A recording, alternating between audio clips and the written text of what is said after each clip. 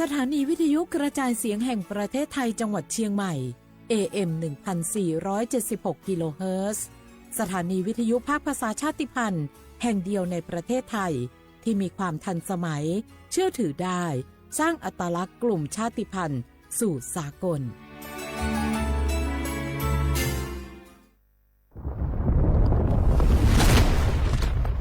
สาธารณภัยเป็นเรื่องที่ต้องใส่ใจช่องทางการรับรู้ข่าวสารเตือนภัยทำได้ง่ายนิดเดียวซึ่งกรมป้องกันและบรรเทาสาธารณภัยแนะนำช่องทางไว้โดยโทรมาที่ 1784 ได้ตลอด 24 ชั่วโมงรู้รับปรับตัวฟื้นเร็วทั่วอย่างยั่งยืนด้วยความปรารถนาดีจากสำนักประชาสัมพันธ์เขต 3 กรมประชาสัมพันธ์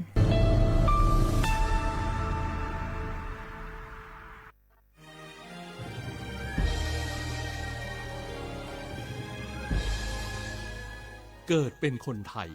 เติบโตบนผืนแผ่นดินไทยจงภูมิใจในความเป็นไทยชาติไทยเรานั้นนับเป็นชาติที่มีความเป็นมาเก่าแก่ยาวนานเรามีภาษาวัฒนธรรมและมีสิ่งต่างๆที่เป็นเอกลักษณ์ให้เราได้ภาคภูมิใจในความเป็นคนไทยเราควรเห็นคุณค่าและมีความรักชาติหวงแหนแผ่นดินอันเป็นมรดกของบรรพชนร่วมภาคภูมิใจในความเป็นไทยโดยสำนักประชาสัมพันธ์เขต 3 กรมประชาสัมพันธ์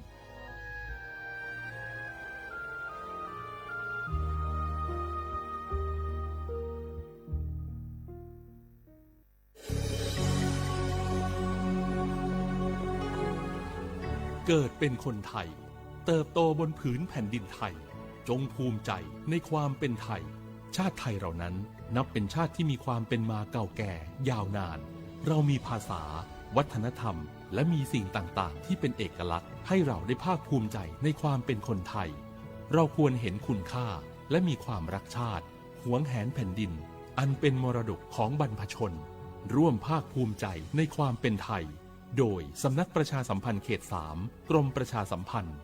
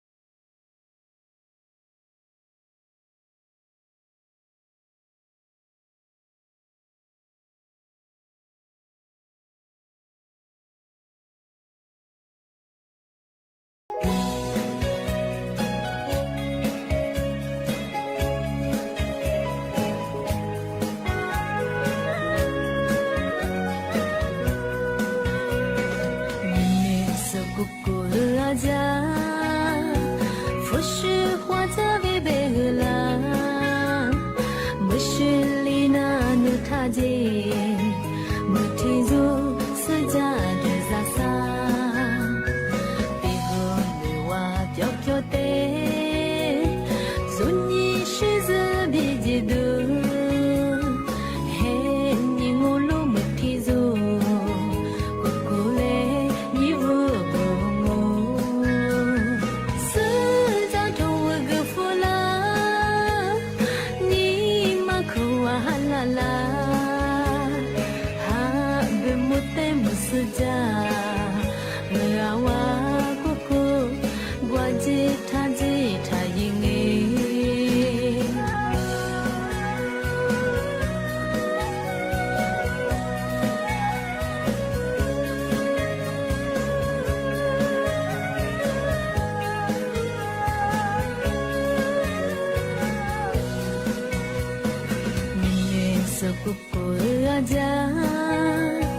佛是花泽为贝格拉，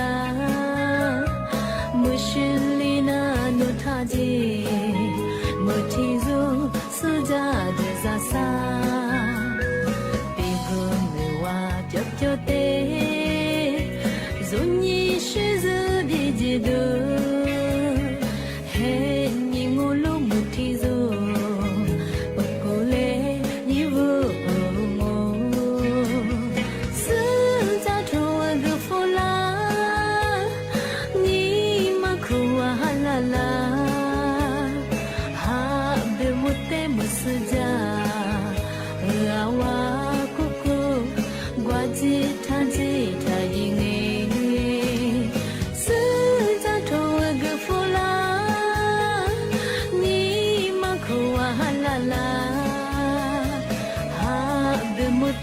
Saja, lawa kuku, guaji taji tayinga.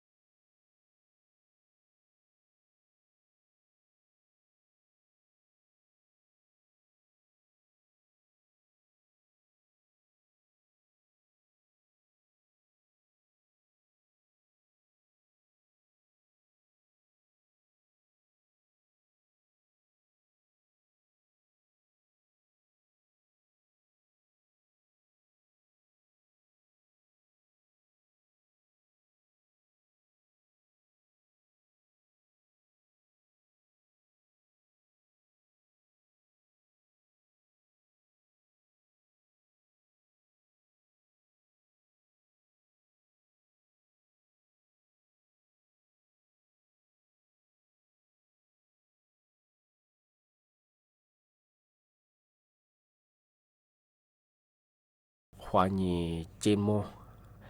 เอาลิซุงโอโดดซึตัวควาไปล้องาเอาเชียควาโบทาวิทยุควานีนันนาจาโซมังอาชื่อทาไลฟ์สดควานีตุยซุงาที่ว่าเลยที่ว่าจะคือคว้าที่เลยแบบฝรั่งที่ไหนยังไงเอาลิซุงโอปากกากุงโอบัญญาทาจิ้มหมายงาปัจจุคนแนวดาวงาสถานที่ของมันยังสวทเชียงใหม่บ้างมันก็คือสถานีวิทยุกระจายเสียงแห่งประเทศไทยจังหวัดเชียงใหม่ที่ทาวิทยุยี่ระบบมันก็คือระบบ AM ยี่ความถี่ของมันก็คือที่ตัวลี่เหียสิถูกกว่าโจยาดูหลังวิทยุเนี่ยที่ทาระบบไลฟ์Facebook เพจมันคือยิบเพญาสวทเชียงใหม่ AM 1476กิโลเฮิรตซ์ที่เลยไลฟ์จัง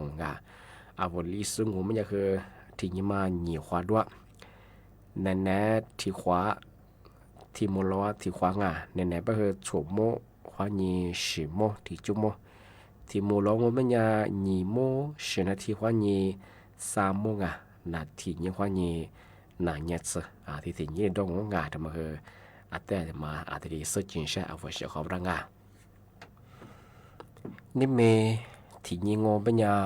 ลิโซบังปัญญากูหาหนีถึงยิมานี่มีถึงยิปัญญาหนียิโคหนีโตหนีเจลิโคลิโซบังปัญญาเขพารากาชกงที่ปัญญาไทยบังปัญญา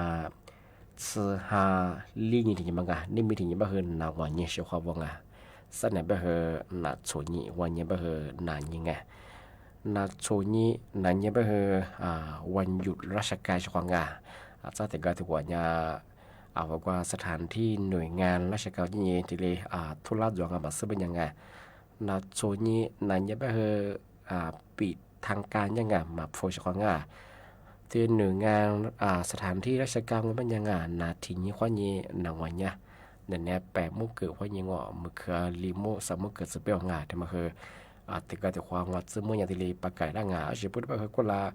หัวเชื่อว่าคือที่เลยโทรฝรั่งนั่นยิ่งฝรั่งสุดงานไปคือ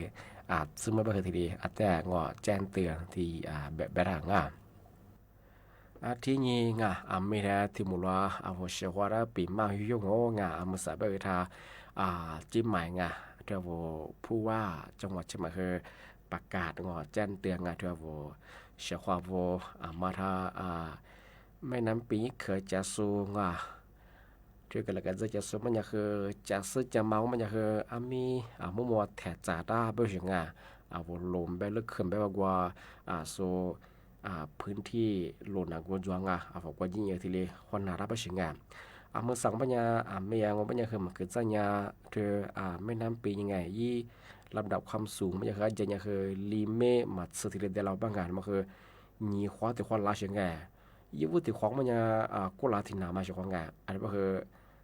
อันเดียวคือช่วยเหลือเชียงไงอันนี้ก็คือมือสั่งคือยี่วุยี่ขวาติขวาลาเชียงไงอันนี้ก็คือมือสั่งยาที่ชลประทานไงคือประกาศแจ้งเตือนที่ได้ยี่วงมาคือ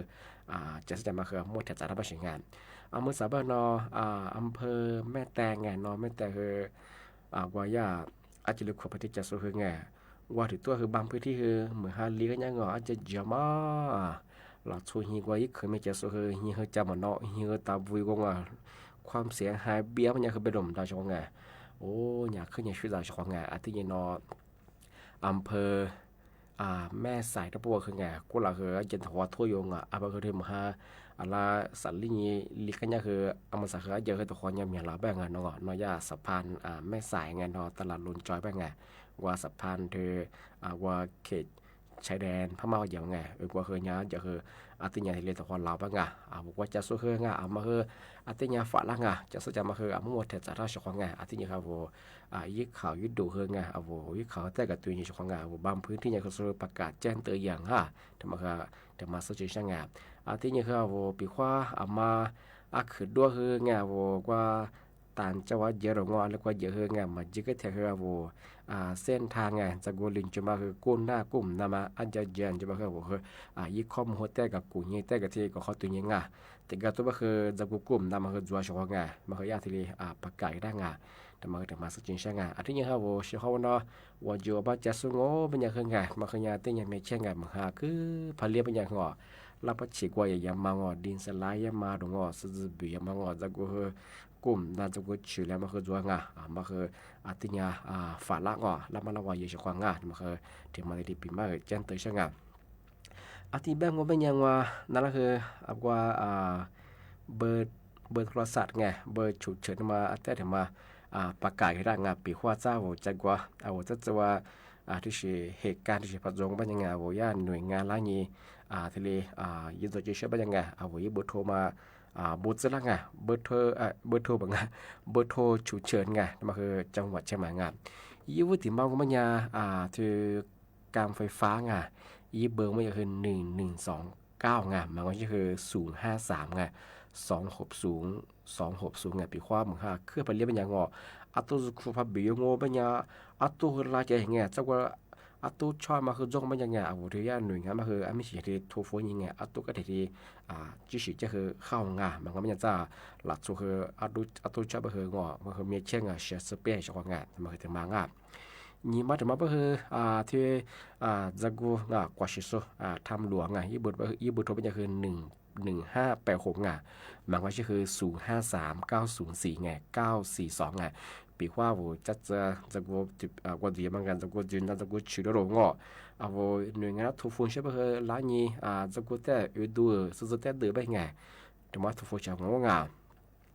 ที่ถึงมาก็ไม่เนี่ยทำมาคือปีว่า我เจ็บป่วยไงน้าป่ะคือเล็กดิจะคือเลยไงเบอร์โทรไปจะคือ1669กันมาคือถือโรงพยาบาลแบงเงินหน่วยกู้ภัยดิเชียงที่ถือเบอร์งงมันยังไงทำมาคือมณฑลทหารบทที่33ไงมาคือทหารยี่เบอร์ยี่เบอร์โทรไปคือ053ไง241644ไงปีว่าโวชิติมายี่ตัวชื่อเบอร์ไงละโชจะสแตมแบงก์โวทีนี้ขอความช่วยเหลือที่หน้างานรีบมาถึงมันยังคือทำมามาคือชั่วโมงเดี๋ยวข้อเลยปีมาจะมาคือเห็บดวงเห็บร้ายไง191มันก็ตันหนูยี่บงตันหนูยี่บุโทปีว่าโวบุโทเนี่ยปั้นแบบว่าซึมเหมือนเบอร์ทุกมาทุกคนยังคือที่ชอเลงอสุขีลาวที่ถิ่นมองก็ไม่ยังคือปพเชียงใหม่ทำไมคือโวยี่มือพับแบบมันยังคือกรมป้องกันที่ยังคือสถานภัยจะใช้ได้กว่าชิโซเชียงใหม่จังหวัดเชียงใหม่คือยี่บุตรก็คือ1784มันก็ชื่อ053221470แต่มาคือมาหมดจุดก็คือมีโทรศัพท์ว่าเบอร์ที่ทั้งปีว่าวุจักว่าจะว่าไงยี่เหตุการณ์น้ำท่วมยอดก็คือหน่วยงานร้ายอย่างที่ยี่โซจิชก็คือบุตรมาคือถูกผู้ชมว่าทำมาที่นี่สุดจริงใช่ที่บ้านของมันยังมาสาหมกว่าแต่ควานั่นถ้าหมกว่านั่นก็ย่าปกควาแต่ควาช่วยเหลือควา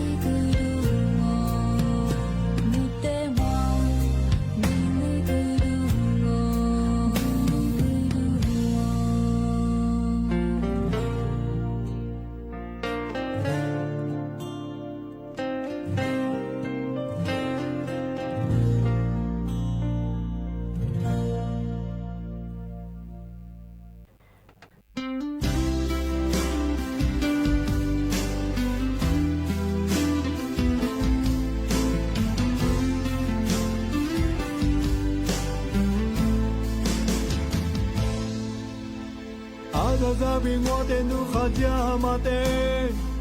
我罗莫你马西。我苗表明努贝都阿扎扎起了，努们的光我的你诺罗表明，努你马关啊，是的你那贝，努你马比努你阿只年我的马阿贝。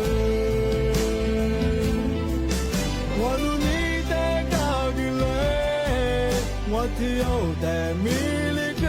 好，阿们姑姑我们努在马里努，我努你在高个嘞，我只有在米里更好，阿们姑姑我们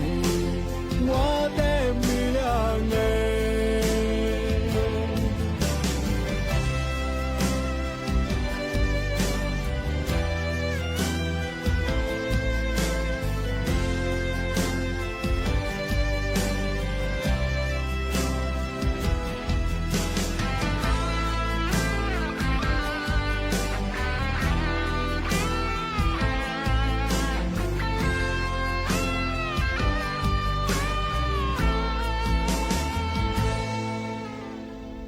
扎比我的努哈加马的，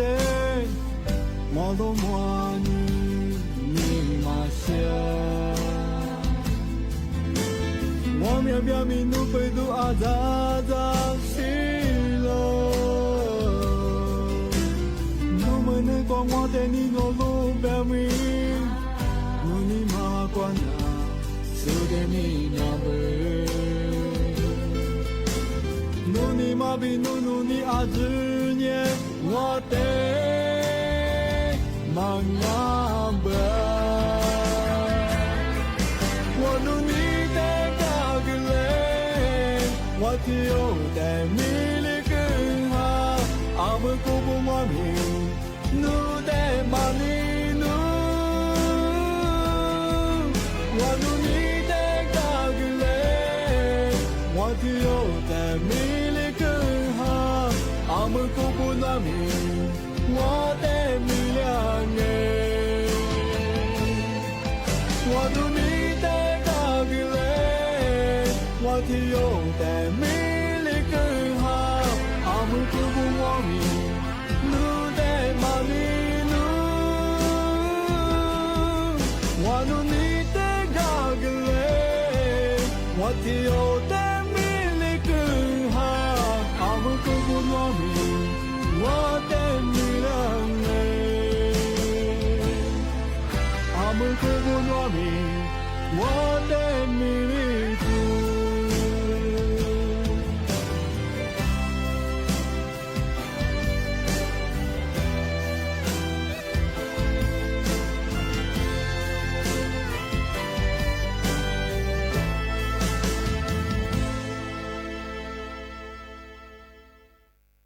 阿天呢，阿说话不然话ที่มาปีมาที่มาประกาศนี้ใช่ไหมไงอามาสากรงอนามัยไงย่ามีคำแนะนำไงสำหรับคุณแม่ติดเชื้อ HIV ไงที่ก็ทวงมันจะเชื้อ HIV มาอะไรเชื่อบ้างมาโตสู้จ้ะมาเข้าใจสู้จ้ะมาซื้อสู้จ้ะเชื้อ HIV งูมันจะ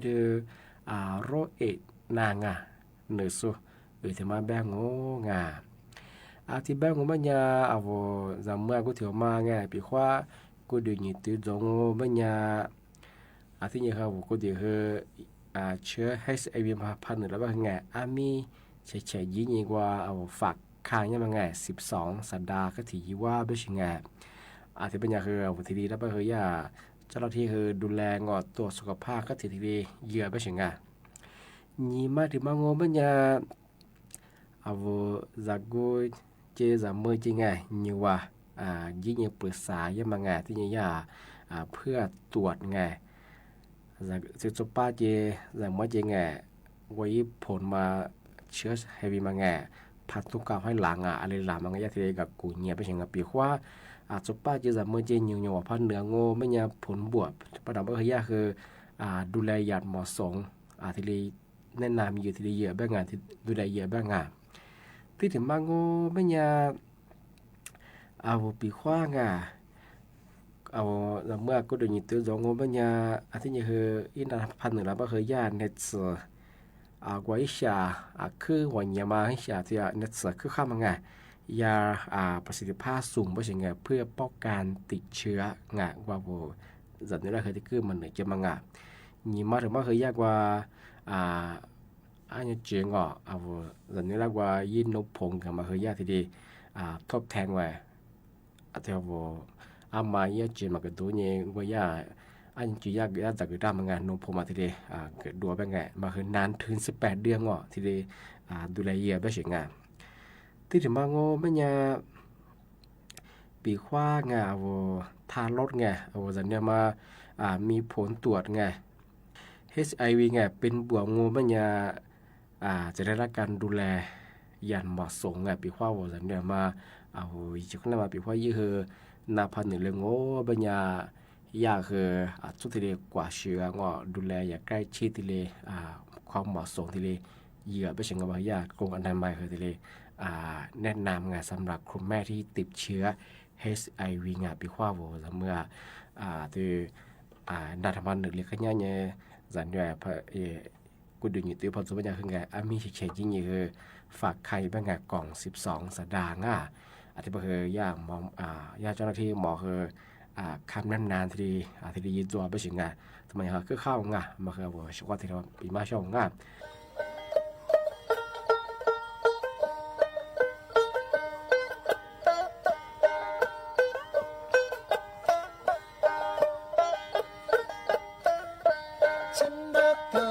เธอได้ยินไหมเธอได้ยินไหมว่าฉันนั้นรักเธอฉันรักเธอนะไม่มีวันตายไม่เป็นไรฉันยังรอเธออยู่ฝันหักตัวเก่าได้ยินบ่ได้ยินบ่ว่าเพิ่นหักเธอฝันหักตัวนะบ่มีวันตายก็เป็นหยังก็ยังเธอตัวเก่าวันนี้กูเนื้อหนูมาซื้อวันนี้กูเนื้อมาညီနာပါစမကောဝါလဲဟုံယောင်မာ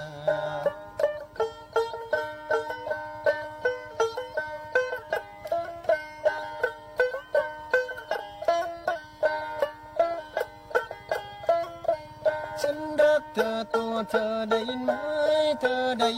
ว่าฉันนั้นรักเธอฉันรักเธอนะไม่มีวันตายไม่เป็นไรฉันยังรอเธออยู่ตัวเก่าได้ยินบ่ว่าเพิ่นหักตาตัวเพิ่นหักตัวนะบ่มีวันตายบ่เป็นหยังเพิ่นยังท่าตัวเก่าวันนี้คู่เนื้อหนูมาซื้อวันนี้คู่เนื้อมาညီมาฟังอาสมะโกงว่าแล้วหูยองมา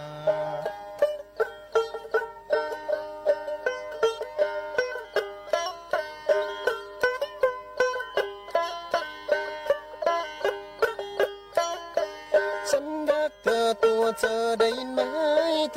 ยินไหมว่าฉันนั้นรักเธอ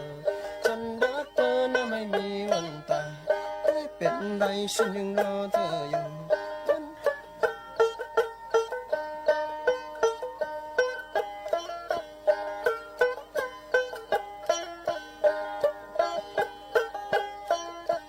ฉันรักเธอตัวเธอได้ยินไหมว่าฉันนั้นรักเธอ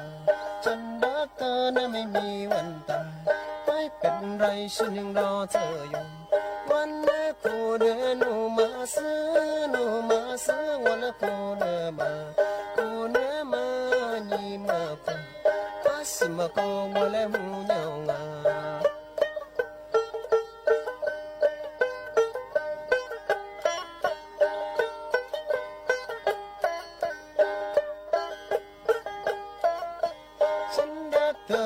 เธอได้ยิน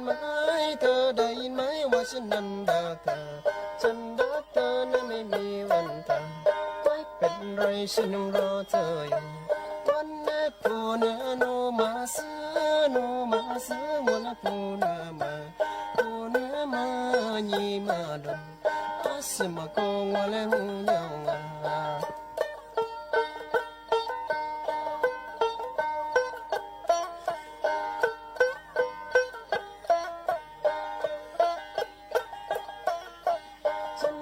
เธอตัวเธอได้ยินไหมเธอได้ยินไหมว่าฉันนั้นรักเธอ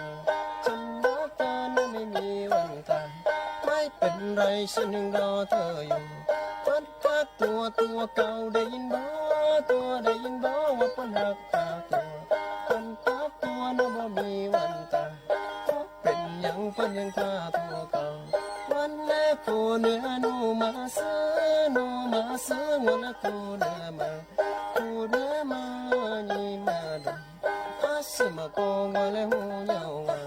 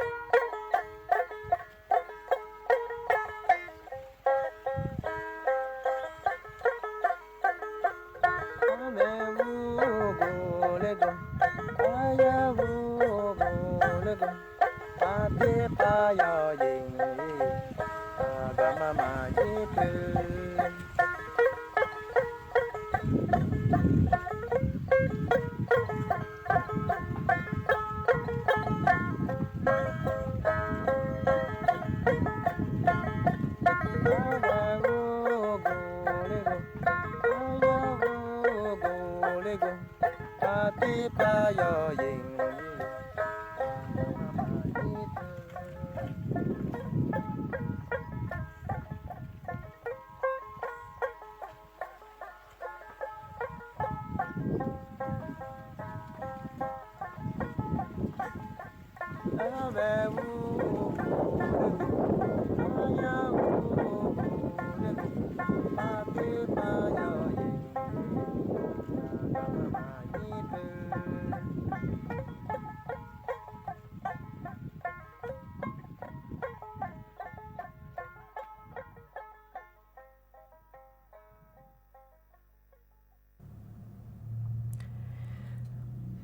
Ati bango banyanga ni nè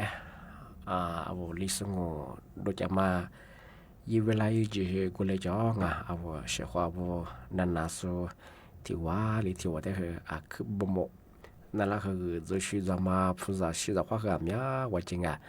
na za phe za ka ta zo je nga nalaปีมาช่วงงาชควงาอามาซาเอาพันเหนือบ่คือหลายพื้นที่งาที่ก็ตัวบ่คือมหาลียะงอมีโลหะเยอะอาติบะยาวเธอลูกโคลูกมีประเทศจะโซงอเยอะเคยจะโซบ่คือเอาจะสึจะมาบ่คือมุมเทจารางาปีความมหาคือพาเลียบะญาอาจจะเยอะมาคือที่ลิกลีนาบ่งาที่จะคือว่าดินสลายไงที่รับประเชกว่ายังมางอมือฮันลีเสร็จไปคืองอสุดเตี้ยมาคืองามาคือจวงอันไปคือมาคือแต่จำหมดช่องที่ยังว่าโลชิสุเฮงจะกูจะบอกว่าเฮติกาตัวเฮจะกูเฮเนี่ยเชียงว่าจะกูจุดเลยโลชิเฮต่างๆเนี่ยชื่องาโลชิมันยังคือเหลือหลักงอมันจะชื่อแก่ชื่อจุกุติยังไงติกาตัวเฮเมื่อหาคือพาเรียบงอสุดบุลามาโรงอจะเนาะรับประชีกว่าเรามาคือที่ดีกลิ่นนางไอ้บ่คือโลเชบ่คือจุชิงอมีสึบ่คือเนาะมันจะเชื่อจุดนางที่ก็ถือว่าคือโลเชเนาะโทรศัพท์นี่ก็ยังมาด้วยจ้างว่ามันจะเชื่ออดีตก็เลยคืองอมาฟาลาเบจ้าริเบเจียงบ่คือยูบ่คืองอจ้าอดีตก็เลยคือยังมาซาชของมาเปียงโลเชบ่คือจุชิโลเชยังว่าโทรศัพท์ยังมาทำให้ถ่ายมันคืออันตรายเจ้าของที่บ้านงบ้านยังจ้าที่มุลงညီโมขวานี่คือสามโมวัตขวามุลขวาชของนี่แนวรายการลิสงปากกาบุบทาจิ้มหมายสถานีวิทยุกระจายเสียงแห่งประเทศไทยจังหวัดเชียงใหม่ยิ่งมือฉะยี่ระบบยุความถี่งบ้านยา AM ปิตุลิฮาชิดโชว์ขึ้นกว่าโดยจัดที่ทาวระบบไลฟ์สดตัวเฟซบุ๊กเพจเฮยี่สวทเชียงใหม่AM 1476กิโลเฮิรตซ์ที่หลายหยองที่เป็นยังนี่เนี่ยคือนั่นคือทัศน์เด่นเจ้างวัวเชียความว่าคือคือบุโมคว้าสวัสดีครับ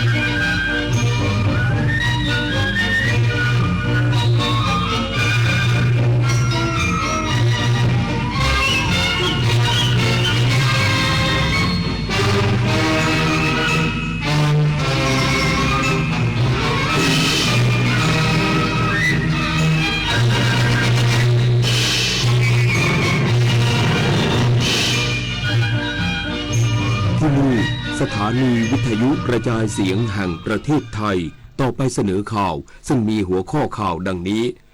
นายกรัฐมนตรีพอใจผลการเข้าร่วมประชุมระดับผู้นำกรอบความร่วมมือเอเชียครั้งที่ 3ที่กรุงโดฮารัฐกาตาร์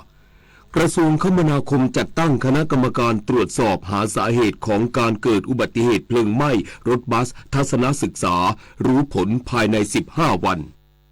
กองทัพอิสราเอลสั่งอพยพพลเรือนที่อาศัยอยู่ทางตอนใต้ของเลบานอนเพิ่มเติมเพื่อเตรียมพร้อมเดินหน้าโจมตีกลุ่มฮิซบอลเลาะห์การแข่งขันฟุตซอลชิงแชมป์โลก 2024 อาร์เจนตินาชนะฝรั่งเศสเข้ารอบชิงชนะเลิศพบบราซิลในวันที่ 6 ตุลาคมนี้ต่อไปเป็นรายละเอียดของข่าวสารคดีเฉลิมพระเกียรติชุดประชาราษฎร์สดุดีการพระราชพิธีเสด็จพระราชดำเนินถวายผ้าพระกฐินโดยขบวนพยุหญาตราทางชลมารเนื่องในโอกาสพระราชพิธีมหามงคลเฉลิมพระชนมพรรษา6 รอบ 28 กรกฎาคม 2567 ซึ่งจัดขึ้นในวันอาทิตย์ที่ 27 ตุลาคม 2567 ณ วัดอรุณราชวราราม ราชวรมหาวิหาร ทุกหน่วยงานที่เกี่ยวข้องต่างทุ่มเทแรงกายและแรงใจเพื่อให้ขบวนพยุหญาตราทางชลมารสมพระเกียรติ โดยกองทัพเรือซึ่งทำหน้าที่ในการกำกับควบคุมการพายเรือพระราชพิธีได้จัดกำลังพลประจำเรือฝึกอบรมเพื่อเสริมสร้างทักษะและความรู้พื้นฐานด้านการพายเรือพระราชพิธีให้แก่กำลังพลฝีพายตลอดจนการซ่อมเรือพระราชพิธีและเตรียมท่าเทียบเรือโดยทำการสำรวจและซ่อมทำเรือพระที่นั่งเรือรูปสัตว์เรือดั้งเรือแซงรวมถึงซ่อมทำโป๊ะเรือท่าเทียบเรือปักเสาผูกเรือพระราชพิธีและการวางทุ่นให้เป็นไปด้วยความเรียบร้อยมีการจัดเตรียมบทเฮเรือจำนวน4 บทการฝึกซ้อมขบวนเรือในแม่น้ำตลอดจนการประสานความร่วมมือจากหน่วยงานต่างๆซึ่งการเตรียมความพร้อมในการจัดขบวนพยุหญาตราทางชลมารของกองทัพเรือในครั้งนี้ทุกกำลังพลต่างทำงานกันอย่างเต็มกำลังความสามารถเพื่อให้การเสด็จพระราชดำเนินถวายผ้าพระกฐินโดยขบวนพยุหญาตราทางชลมารในครั้งนี้เป็นไปด้วยความเรียบร้อยสง่างามและสมพระเกียรติทุกประการนายกรัฐมนตรีพอใจผลการเข้าร่วมประชุมระดับผู้นำกรอบความร่วมมือเอเชียครั้งที่ 3ที่กรุงโดฮารัฐกาตาร์โดยหลายประเทศยกย่องไทยในฐานะผู้ริเริ่มเวทีนี้ที่จะประสานความร่วมมือช่วยเหลือซึ่งกันและกันนางสาวแพทองธารชินวัตรนายกรัฐมนตรีเสร็จสิ้นภารกิจเข้าร่วมประชุมระดับผู้นำกรอบความร่วมมือเอเชียครั้งที่ 3ที่กรุงโดฮารัฐกาตาร์และเดินทางถึงประเทศไทยแล้วเมื่อเวลา 6 นาฬิกาที่ผ่านมาพร้อมกล่าวถึงผลสำเร็จการเข้าร่วมประชุมครั้งนี้ว่าหลายประเทศกล่าวยกย่องไทยในฐานะผู้ริเริ่มและเป็นเวทีสำหรับความร่วมมือช่วยเหลือซึ่งกันและกันเน้นย้ำจุดยืนของไทยอยากเห็นและผลักดันให้เกิดสันติภาพโดยให้ความสำคัญกับการปกป้องชีวิตบริสุทธิ์และกฎบัตรสหประชาชาติยกระดับความสัมพันธ์แต่ละประเทศให้ใกล้ชิดและยอมรับท่าทีการต่างประเทศของไทยที่ยึดมั่นต่อการส่งเสริมสันติภาพโลกและรักษาความเป็นกลางทุกประเทศให้ความสนใจและให้เวลาในการพูดคุยรวมทั้งเร่งรัดความร่วมมือด้านเศรษฐกิจเทคโนโลยีด้าน